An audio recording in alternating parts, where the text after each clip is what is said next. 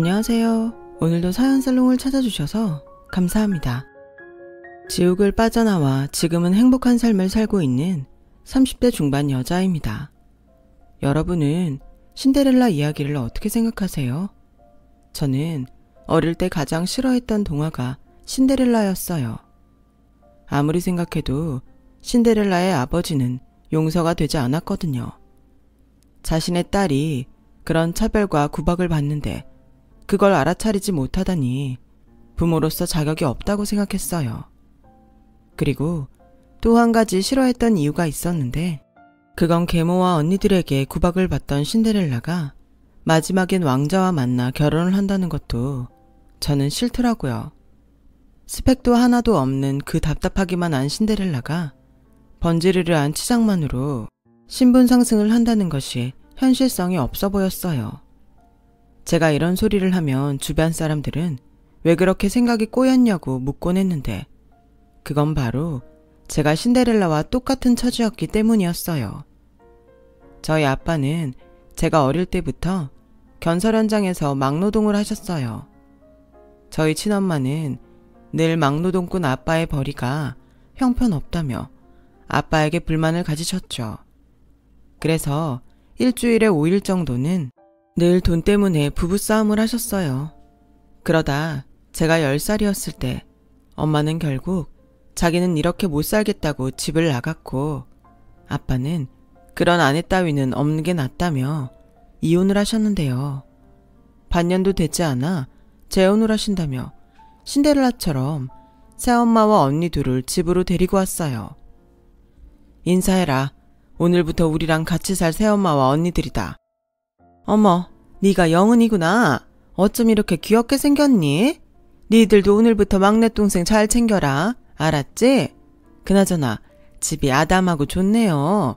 살림할 맛이 나겠어요. 새엄마는 그렇게 저보다 2살, 3살 나이가 많은 언니들 데리고 와서는 코웃음을 치며 아빠에게 잘 보이려 노력을 했어요. 하지만 새엄마가 데리고 온 언니들은 어린 제 눈에도 얼굴에 욕심과 심술이 가득해 보였는데요.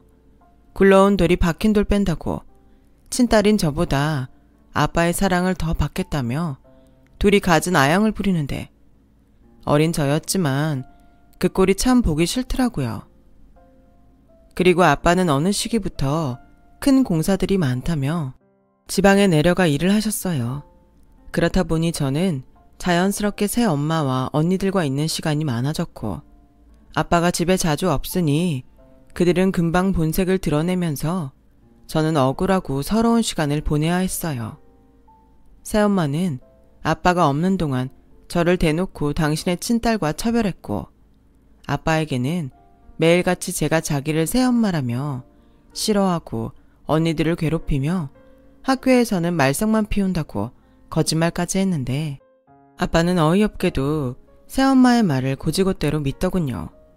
게다가 언니들은 그런 새엄마를 등에 업고 본격적으로 둘이 짜고 저를 괴롭히기 시작했는데 다른 건 다 참아도 언니들이 제 물건에 허락도 없이 손을 대는 건 도저히 참을 수 없었죠. 그거 내 필통 아니야? 왜 마음대로 내 물건 가져가? 그거 짝꿍이 생일 선물이라고 사준 거란 말이야. 당장 내놔. 생일 선물? 알게 뭐야. 오늘부터 내가 쓰면 내 거지? 도둑이냐? 왜 남의 물건에 탐을 내? 좋은 말로 할 때 내놔라. 뭐? 도둑? 이게 죽으려고. 야! 왜? 그럼 누가 겁날 줄 알아? 저는 그렇게 제 필통을 멋대로 가져간 둘째 언니와 몸싸움을 했어요. 그러자 첫째 언니가 새엄마에게 엄마, 영은이가 수빈이 물건 뺏고 때려. 빨리 와! 라며 이르기 시작했고 새엄마는 씩씩거리며 달려와서는 제 머리채만 잡으며 소리를 질렀는데요. 야, 너 지금 내 딸한테 무슨 짓이야 이게? 엄마도 없는 거 걷어먹여줬더니 고마운 줄도 모르고. 너 오늘 내 손에 혼나 볼래? 얼른 내 딸한테 사과해. 수빈아, 괜찮아?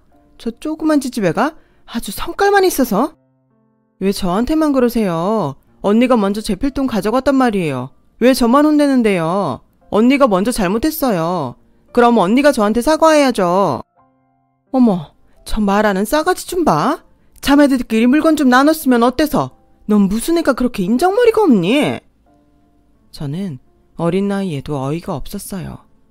평상시 저를 딸로 생각하지도 않으면서 자매라는 말을 쉽게 하니 소름이 다 돋을 지경이었죠.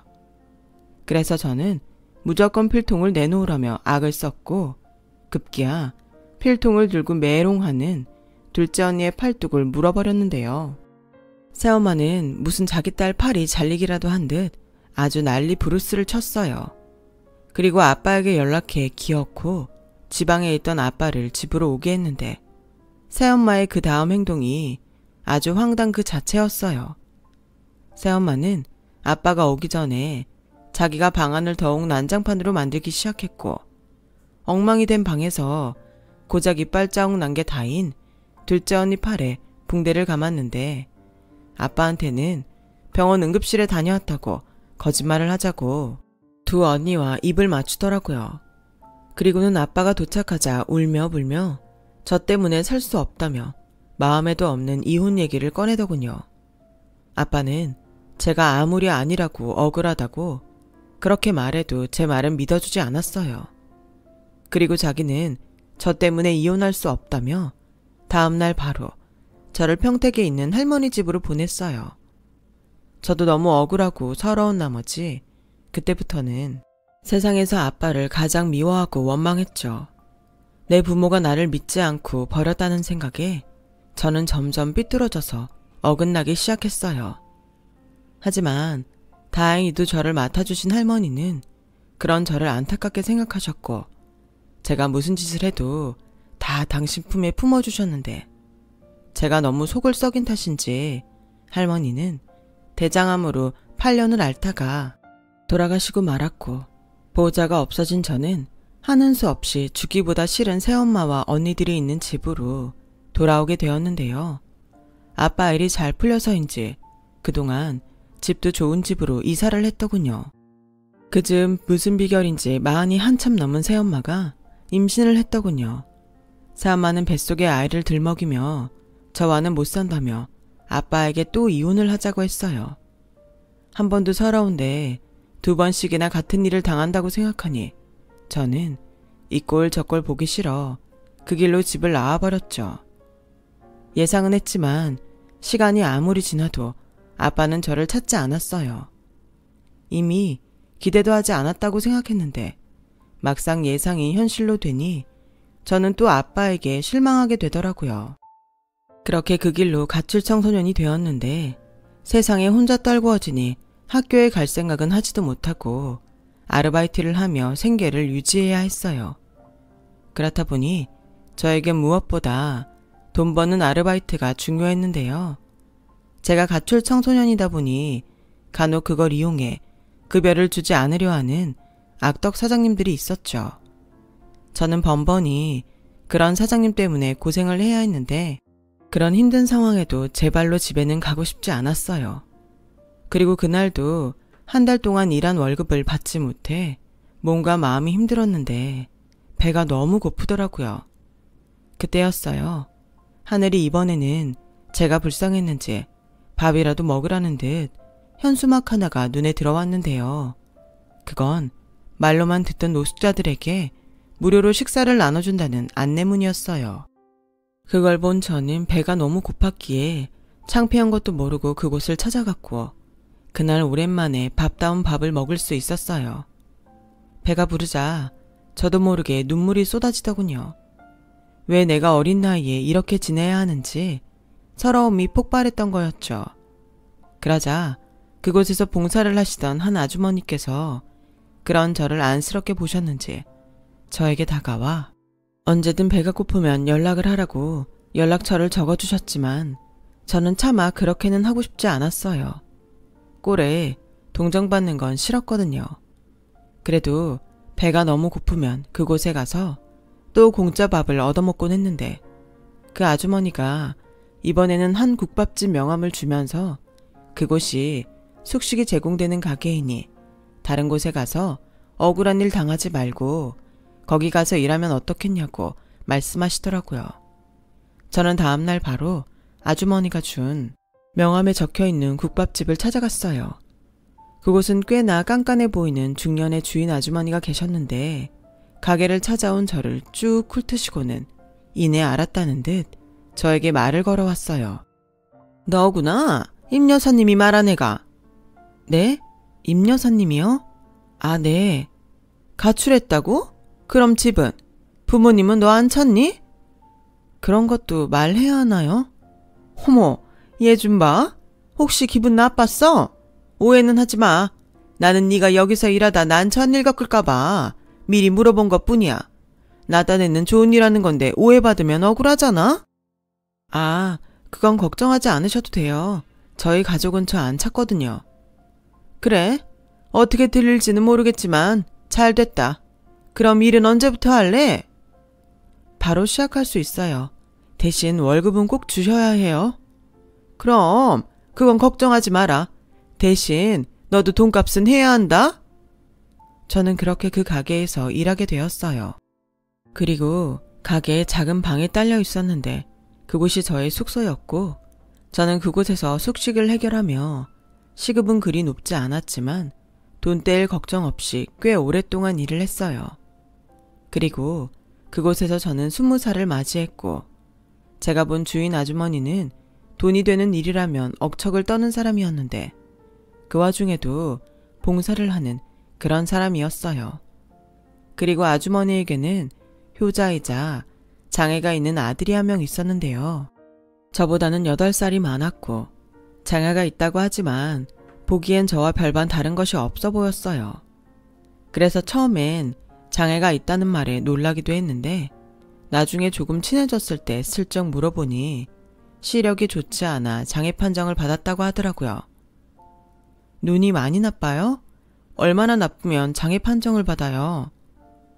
안경 쓰면 괜찮아. 요즘 안경들 잘 나오잖아. 그럼 안경 벗으면 하나도 안 보여요? 아니, 시력이 많이 나쁠 뿐이지 안 보이는 건 아니야. 저는 솔직히 이해할 수 없었어요. 세상엔 시력 안 좋은 사람이 많잖아요. 그런데 그런 걸로 장애 판정을 받았다는 것이 저는 신기했고 안경만 있으면 아무렇지 않다니 평상시에도 장애가 있다는 생각은 못하고 가게 일을 자주 함께 있는데 그렇게 둘이 함께하는 시간이 많다 보니까 어느새 저희 둘은 마음이 통해 1년이란 짧은 연애 끝에 결혼을 약속하게 됐는데요. 이제는 시어머니가 된 주인 아주머니는 깐깐한 사람이긴 했지만 사연 많은 저를 반대하지 않고 기꺼이 당신 며느리로 받아들여줬어요. 그리고 그때는 시어머니가 표현은 퉁명스럽게 해도 마음은 좋은 분이라고 생각했는데 막상 직원이 아닌 가족이 되고부터는 상상도 하지 못할 사실들을 직면하게 되었어요. 글쎄, 알고 보니 이 사람들은 대외적인 얼굴과 진짜 얼굴이 달라도 너무 다른 사람들이었던 거예요. 게다가 시어머니는 마음에서 우러나와 봉사를 하는 것이 아니었고 자신의 가게 홍보를 위해 봉사를 하는 사람이었는데 그 덕인지 시어머니의 국밥집은 착한 가게로 입소문이 나서 손님이 많았어요. 간혹 봉사자님의 연줄로 단체 주문도 들어와 큰 돈을 벌기도 했는데 이쯤 되니 시어머니의 전략은 틀리지 않은 듯 보였어요.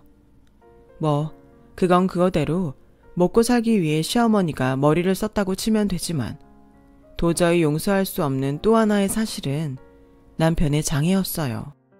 시력 때문에 장애 판정을 받았다는 남편은 사실은 정신장애가 있어 장애 판정을 받은 거였고 평상시에는 아무 문제 없다가 욱하는 일이 있으면 분노 조절을 못해서 그때는 약을 먹어야 했던 거였죠.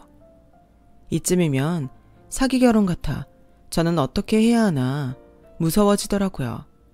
남편은 최근 몇 년 동안은 약 먹을 일이 없었다며 저에게 거짓말한 건 미안하지만 저를 행복하게 해주겠다는 약속은 진짜라며 자기를 믿어달라고 했는데요.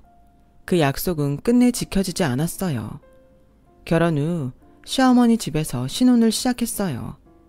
그리고 남편과 저는 시어머니의 가게에서 일을 했는데 직원이 아닌 가족의 입장이 되고 보니 시어머니는 근무시간 개념도 없이 저에게 일을 시키셨어요. 국밥집 일이 많거든요.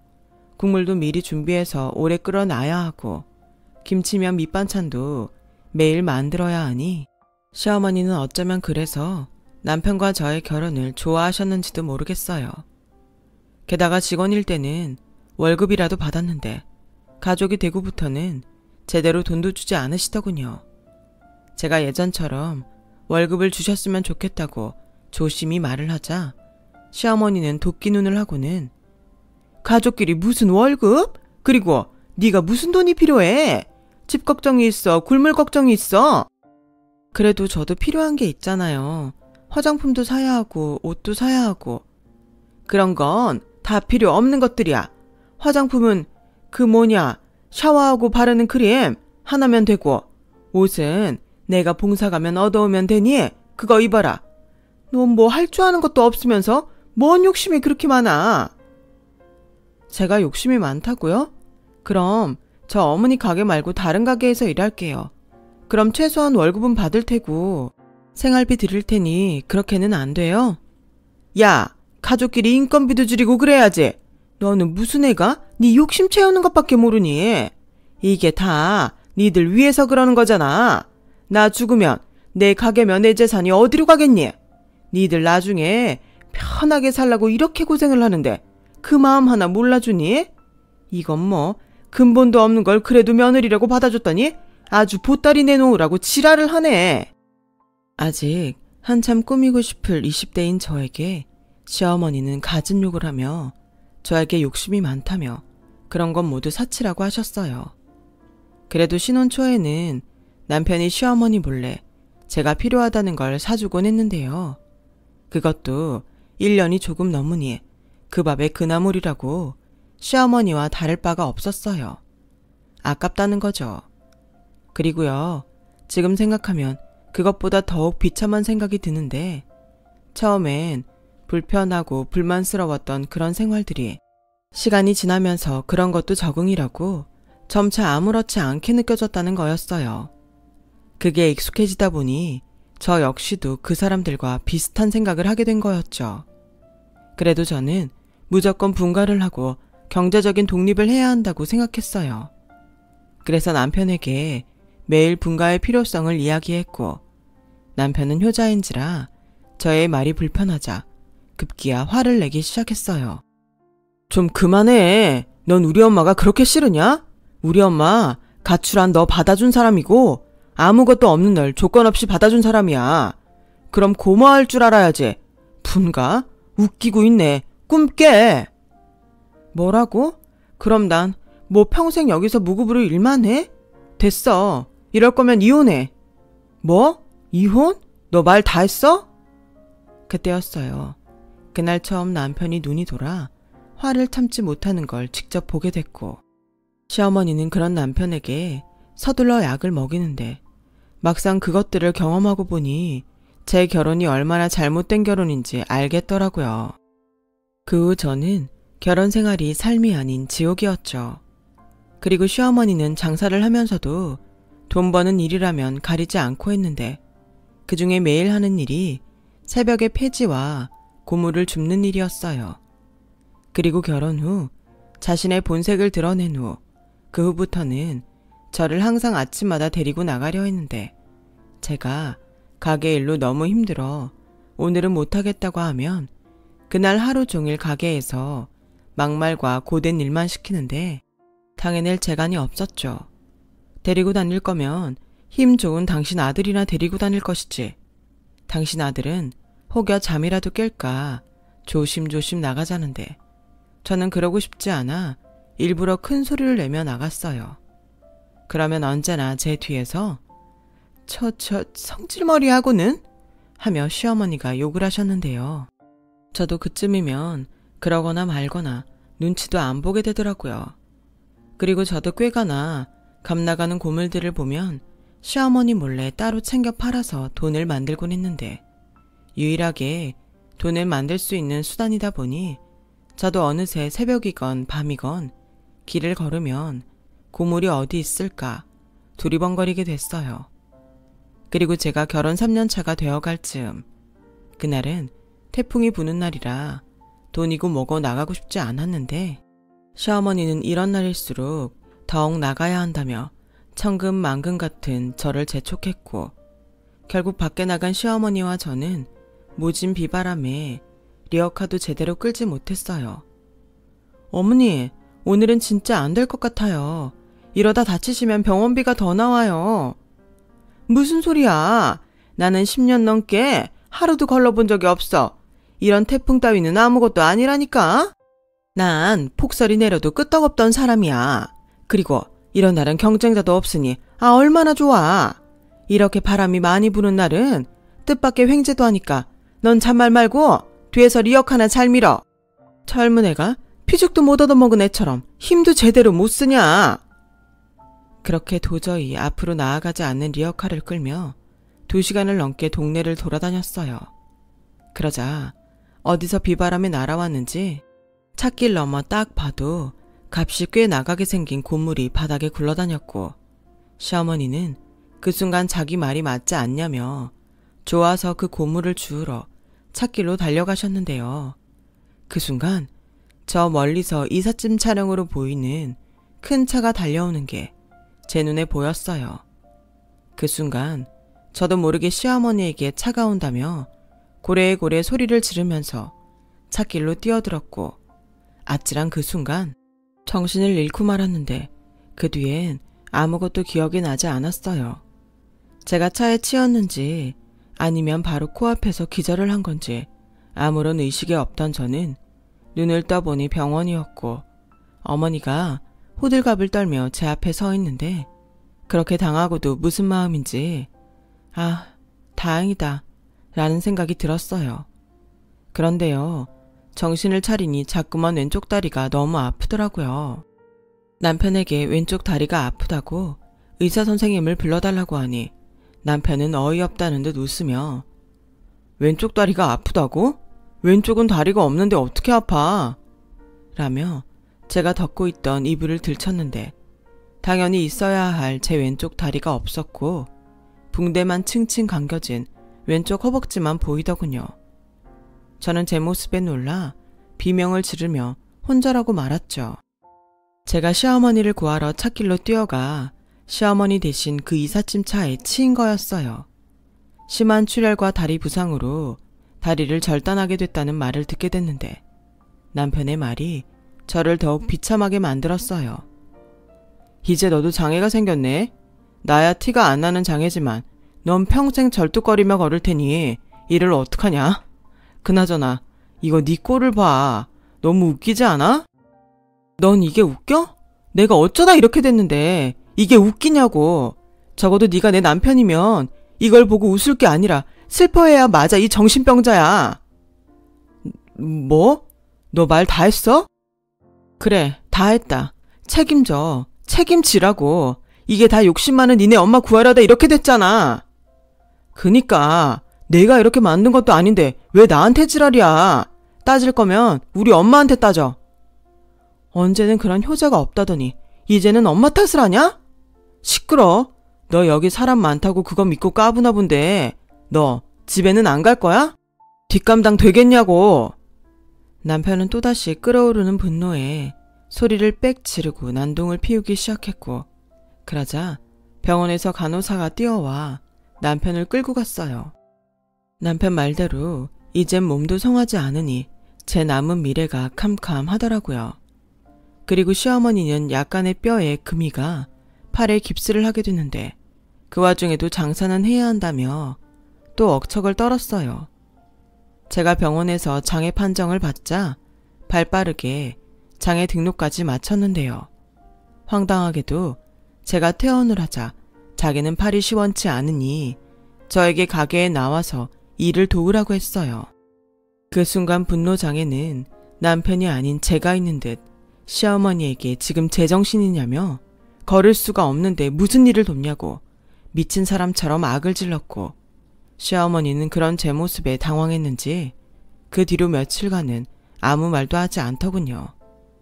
그러다 한 달이 넘어가자 마치 저를 생각하는 듯 의족을 만들면 아무도 모를 거라며 저를 달래기 시작했어요. 하지만 제가 그 속을 모를까요?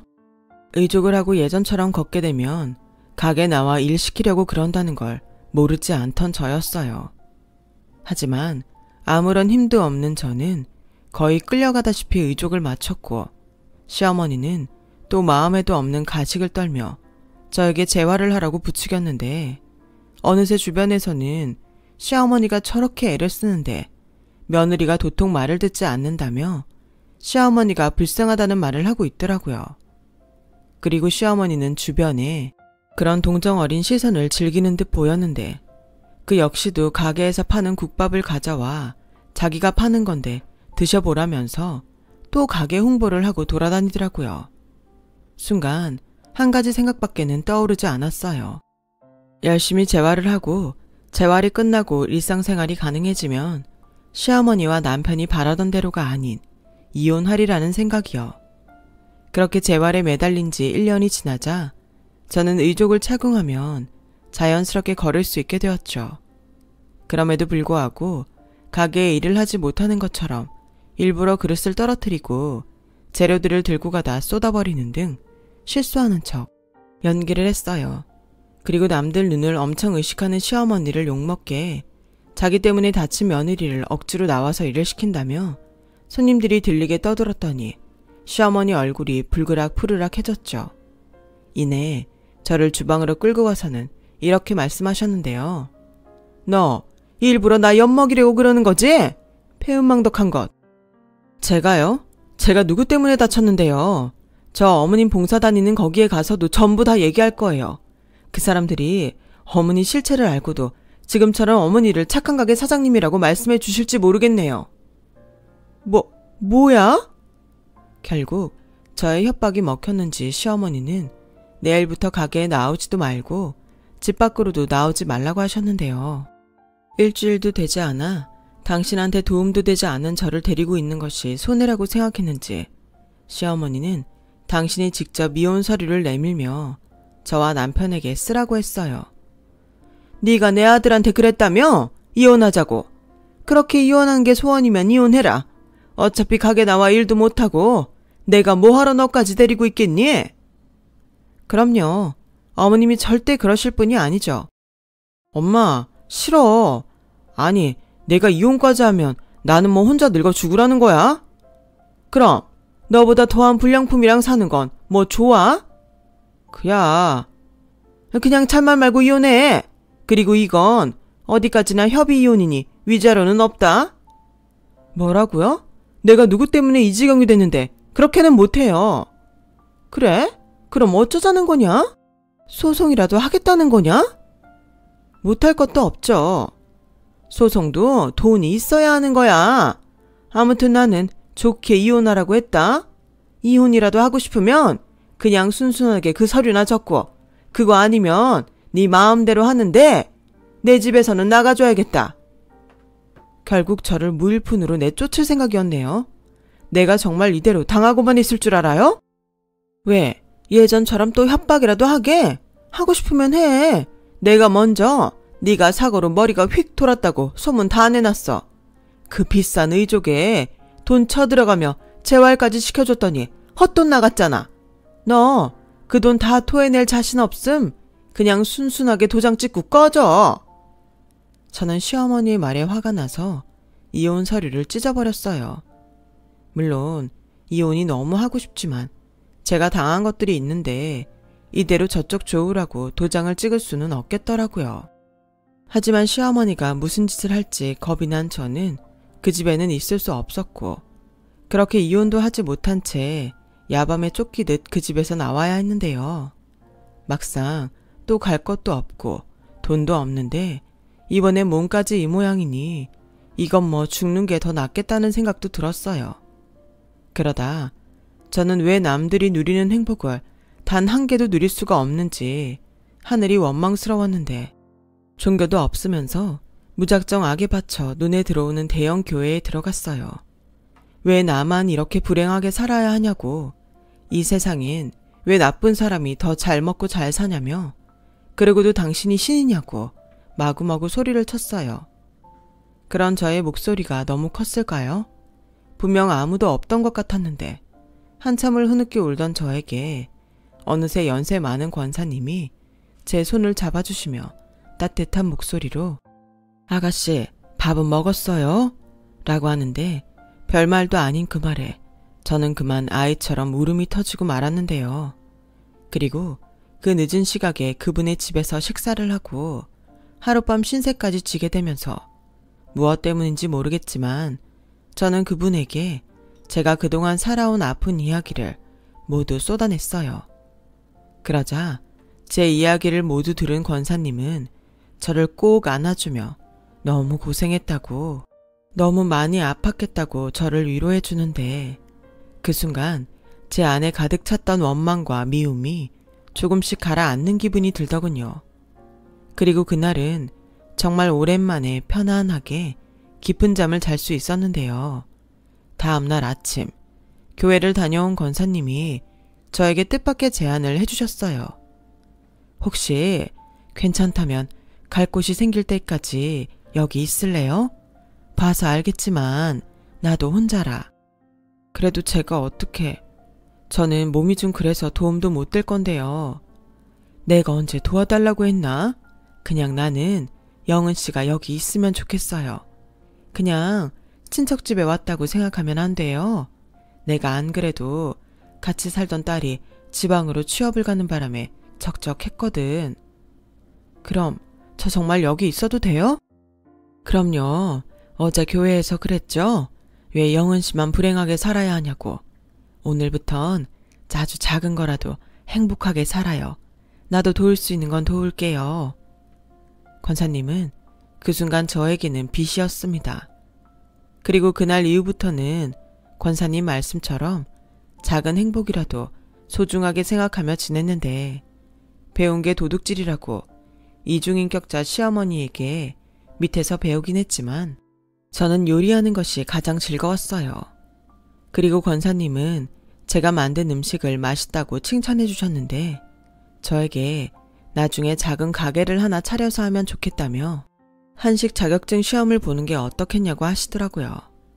하지만 뭐든 돈이 필요한 일이기에 그러고 싶지만 그럴 수 없다고 말을 하니까 교회에 저 같은 도움이 필요한 사람을 돕는 지원 프로그램이 있다시며 직접 알아봐 주신다고 하셨고 며칠 뒤에 제가 그 지원을 받을 수 있을 것 같다며 우선 시험이라도 쳐보라고 하셨는데요.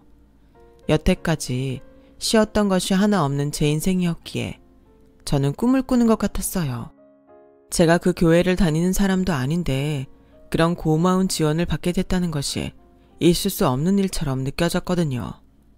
하지만 찬밥 더운 밥을 가릴 때가 아니었던 저는 태어나 처음으로 밤새 공부를 했습니다. 필기시험 합격 후 실기시험도 무난히 합격했는데요. 처음 제가 딴 자격증을 받아든 날 어찌나 눈물이 나는지 이젠 아무것도 할 수 없을 것 같다고 생각한 제 인생에 그야말로 기적이 일어난 듯 했어요.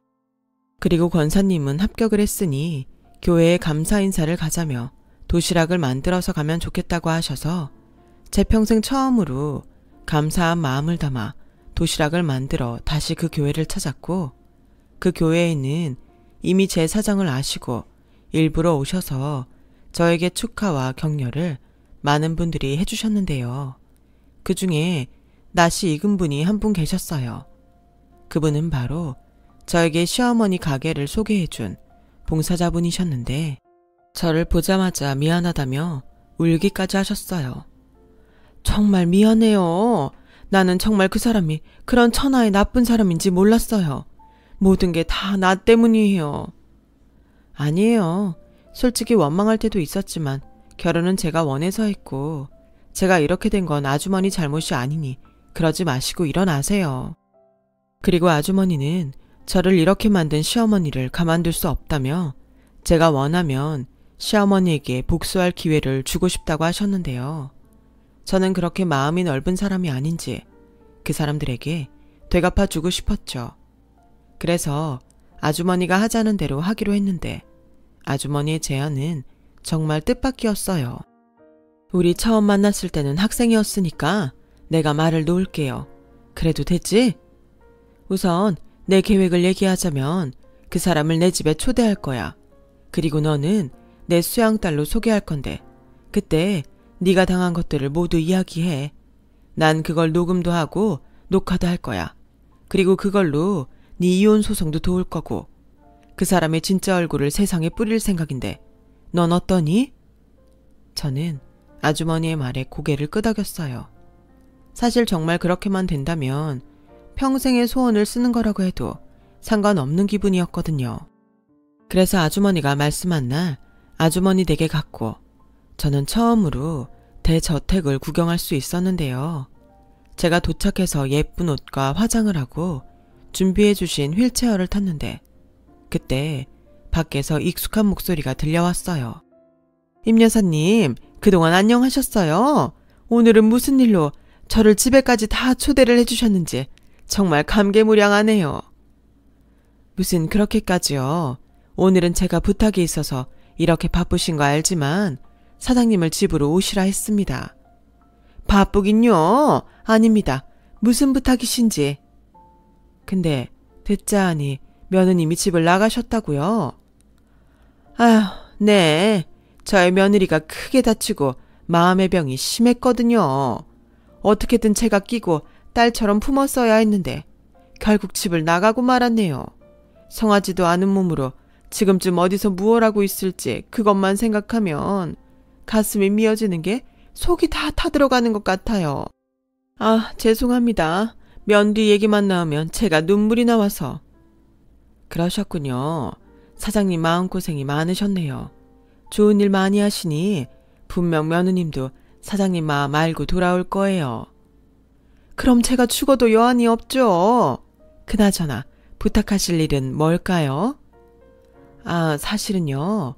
저한테 수양딸이 한 명 있어요.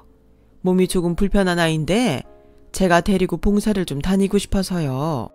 그래서 미리 얼굴 좀 익히고 제가 바쁠 땐 저희 아이 좀 챙겨주십사 부탁드리려고요. 괜찮을까요?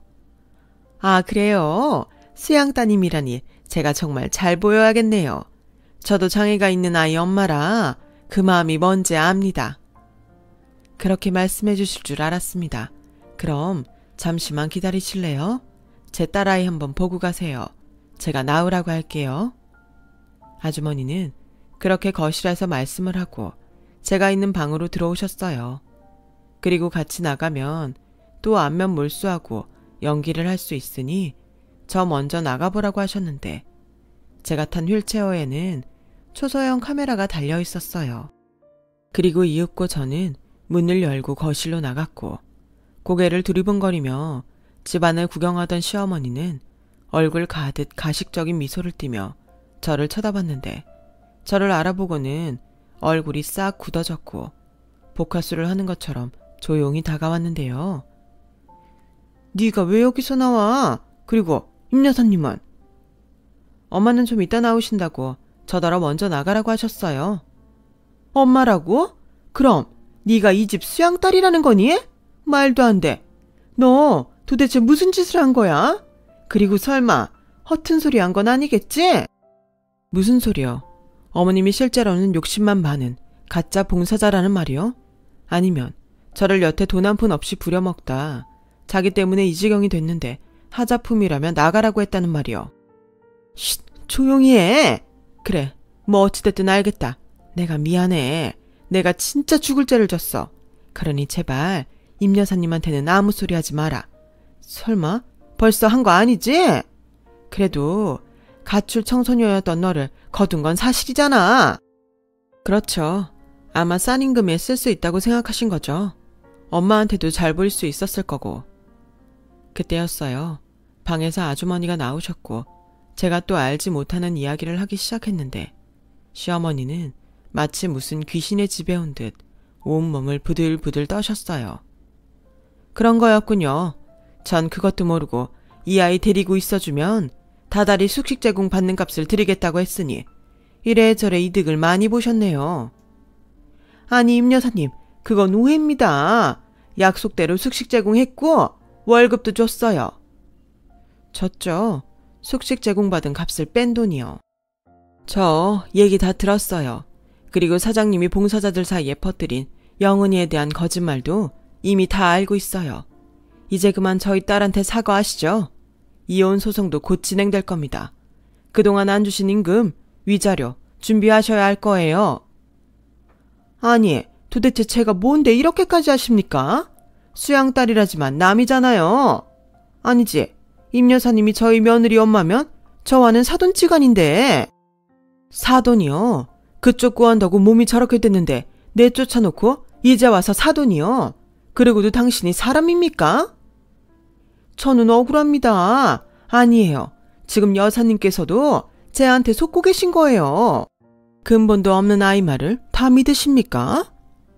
이미 이 집에서 당신이 우리 아이를 본 순간 했던 말들이 모두 녹화됐어요. 발뺌해도 소용없단 말입니다. 그리고 저희 딸아이 사고 났던 도로 CCTV도 제가 다 확보했어요. 벌써 그쪽 사람한테 합의금까지 다 챙기셨더군요. 아니, 그걸 다 어떻게? 저요, 돈 많고 당신 같은 사람 제일 증오합니다. 그랬던 제가 저 아이를 당신한테로 보냈다고 생각하면 아주 참을 수가 없어요. 당신, 내가 이걸로 어디까지 할 수 있는지 단단히 각오해요. 아까 말했지만 난 시간도 많고 돈도 많으니까. 여사님, 아니 며느라, 제발 나 좀 살려다오.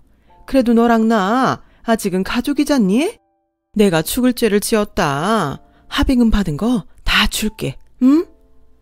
됐어요. 당신 같은 사람은 천벌받아야 해요.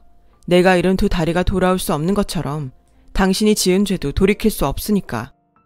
그 뒤 시어머니는 잘못했다고 빌고 또 빌었어요.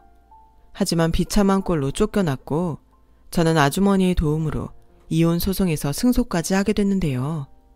시어머니와 남편에게 그간 받지 못했던 임금과 정신장애를 시각장애로 속여 결혼한 위자료까지 받게 됐어요. 결국 시어머니는 정체가 드러나 장사도 못하게 되었죠. 그 가게를 팔아 저에게 돈을 갖다 바치게 됐는데 어찌나 속이 후련하던지 그제야 제 인생에 조금은 보상받는 기분이었어요. 그리고 그 받았던 위자료를 가지고 저는 작은 식당을 하나 차렸어요.